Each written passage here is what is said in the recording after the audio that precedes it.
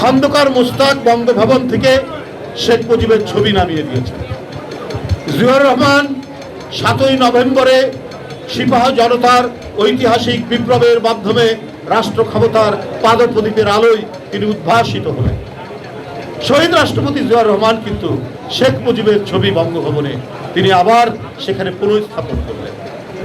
আমার আজকে যারা এই অন্তর্বর্তীকালীন সরকারে আছেন, আমি একটা সংবাদ পড়েছি, সেইটা পড়েই বলছি যে এটা সরকারের একজন উপদেষ্টা মাহফুজ সাহেব জানিয়েছেন যে বঙ্গভবন থেকে শেখ মুজিবের ছবি নামানো হয়েছে। দেখুন, এটা করেছেন ঠিক আছে, কিন্তু সময় তো সবসময় একরকম যায় না। যার যতটুকু ইতিহাসে অবস্থান আছে সেটা থাক। আপনারা স্বাধীনতার পরে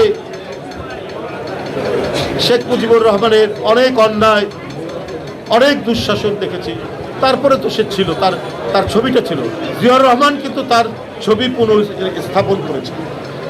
আমি মনে করি তার ছবিটা মানে নামিয়ে ফেলাটা উচিত হয়নি। খন্দকার মোস্তাক নামিয়েছিলেন, জিয়াউর রহমান তুলেছিলেন।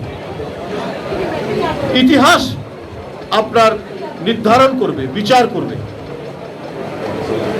হ্যাঁ, আপনার বিচার করবে।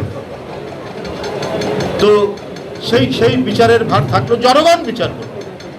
কিন্তু আমাদের জাতীয় জীবনের, জাতীয় ইতিহাসের আন্দোলনে যার যতটুকু অবদান সেটা স্বীকার করা হোক। আমরা আওয়ামী লীগের মতো সংকীর্ণ নই, আমরা ছোট মনের প্রচার দেব না। এই জন্যই বলছি শেখ মুজিবের ছবি নামানোটা উচিত হয়।